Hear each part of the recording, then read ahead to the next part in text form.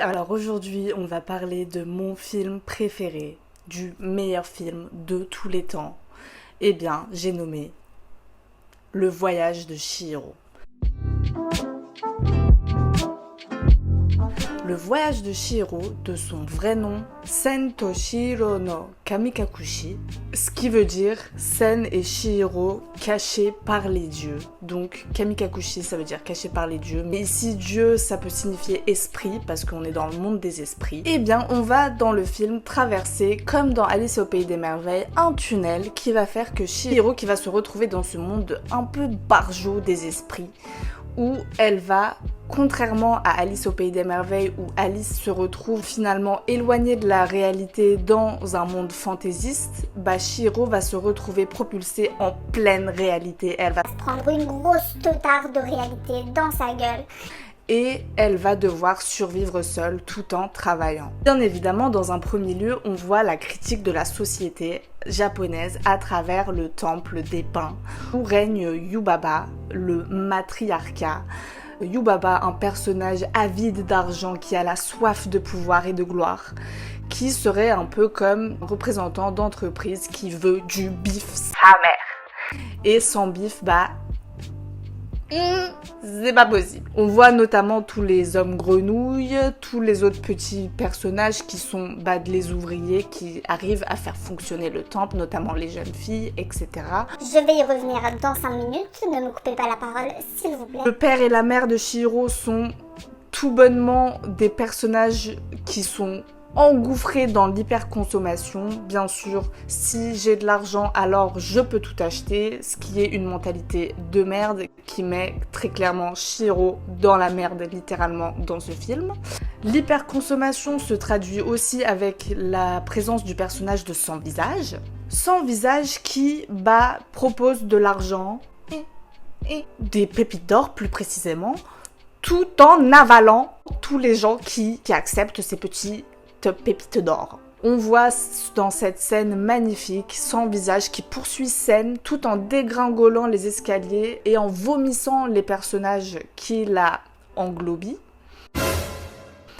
Englobi, je sais pas si ça se dit. Bref, du coup, il vomit ces personnages-là tout en pourchassant Chihiro dans les bas-fonds du temple, ce qui représente un peu que la consommation pousse au déclin de la société, littéralement en le ramenant vers le bas tout en vomissant. Sans Visage peut aussi être vu comme un consommateur lambda japonais, dont le masque blanc cache les traits de personnalité, perd son identité et se nourrit littéralement de l'identité des autres. Littéralement. Quand il gobe quelqu'un, il prend sa voix, il prend son caractère. Donc, Sans Visage peut être vu comme un personnage qui tombe dans le culte de l'argent. Donc, on a vu en quoi, ce film est une vision moins utopiste de la société à travers le regard innocent de Chihiro et de Sen. Un univers de masse où l'individualité se perd, comme Sans Visage. Mais on peut également retranscrire cela à la société japonaise d'aujourd'hui.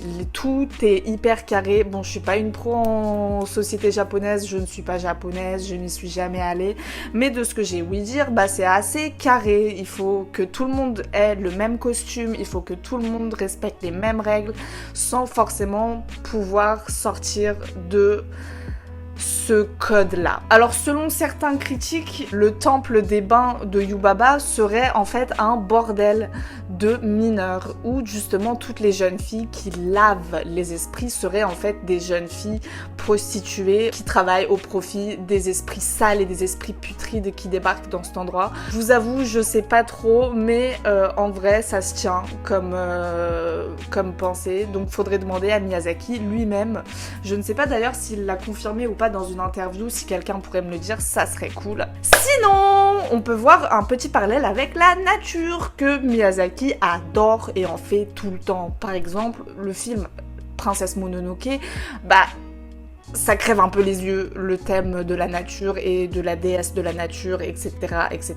Bref, Mononoke, un autre film absolument incroyable, je ne vais pas en parler ici, mais on peut faire ce lien avec la nature à travers l'esprit putride qui vient se laver et que tout le monde pense que c'est un esprit putride et tout le monde est en mode Et sauf que Chihiro, bah, c'est son tout premier client et du coup elle a envie de faire bien, elle a envie de le masser jusqu'aux os. Et bah elle découvre en fait qu'il ne s'agisse pas de là du tout d'un esprit putride, mais qu'en fait il s'agit d'un très grand esprit d'une rivière qui lui offre notamment un petit truc, une petite boule dégueu à graille qui va être utile plus tard pour Chihiro. Bref, un super cadeau de la part de ce super esprit. Donc qui aurait été en soi pollué par les humains et la rivière et serait devenu un esprit putride. Il ne faut pas juger l'habit du moine. Ce que je surkiffe dans ce film aussi, c'est qu'il n'y a pas de bien ou de mal. Tout est question de dualité.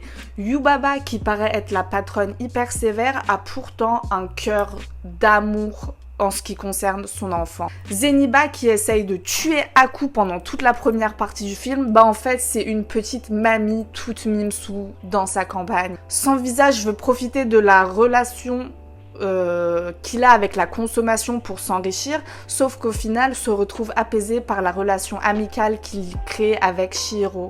Tandis que Aku et son double aident Chihiro, mais d'un côté obéissent à Yubaba dans les plus grandes règles. J'aimerais également parler du retour de Zeniba, donc la scène finale du film, qui est absolument incroyable. Donc déjà, la musique de Joe Hisaishi, j'arrive pas à croire que j'en ai toujours pas parlé jusqu'à cet instant-là, mais la musique de Joe Hisaishi sublime l'œuvre de A à Z. Donc sans la bande-son de Joe Hisaishi, le film serait... Bah, je vais pas dire à chier parce que c'est pas vrai, ça serait craché dans la soupe. Mais disons que c'est l'odeur de la soupe qui nous attendrit tant et qui nous donne tellement envie de grailler cette bonne grosse soupe à grosse gorgée. Alors, la scène finale avec Zeniba est précédée de ce plan où Chihiro ainsi que Sans Visage et leurs deux petits accompagnateurs se retrouvent dans le train. Paysage vide, vaste, une pluie qui a laissé face à la mer. Après la pluie, le beau temps. Et après l'enfance, la maturité de Chihiro. Après la peur, la solitude, se retrouve la force de l'amitié et les liens créés à travers ce monde barjot, ce monde loufoque. Et en fait, tout le reste des passagers sont des fantômes. On peut un peu lier ça avec la scène du Chabus dans Totoro. On voit un peu ici la société japonaise encore dans les uniformes où les autres sont un peu effacés, ils ont aucune personnalité. Mais moi, je préfère interpréter cette scène plutôt comme étant la phase de maturité de Chihiro, qui n'a plus peur de se laisser aller, qui est forte, qui se tient droite avec une expression stoïque, à côté de Sans Visage et de leurs deux petits accompagnateurs. On peut aussi voir ça comme un lien entre le monde des vivants et le monde des esprits qui est toujours un peu flou. Au sein de ce paysage si beau, rendu tellement apaisant avec cette douce mélodie de Hisaishi, peut être vu comme le précipice de l'apaisement moral de Chihiro qui va reconnaître Aku en allant voir Zeniba. Et je parle bien de Kohaku et non de Aku, si vous voyez ce que je veux dire. Bref, je disais qu'elle est stoïque, ferme et elle arrive à faire face à l'extérieur, au contraire du tout début où elle avait limite de la peine à rentrer dans un tunnel accompagnée de ses deux parents. On se rappelle bien du moment où elle serre son t-shirt en disant Bref, voilà, je pourrais parler de ce film pendant absolument des heures. Là, j'ai un peu balancé comme ça des petites infos sur le film. Peut-être je referai une autre vidéo sur le film un peu plus en détaillé, peut-être sur un autre film, mais bref, en tout cas, si vous n'avez pas vu Le Voyage de Chihiro, mais foncez, foncez. En attendant, moi je vous dis bisous les loulous et à très vite.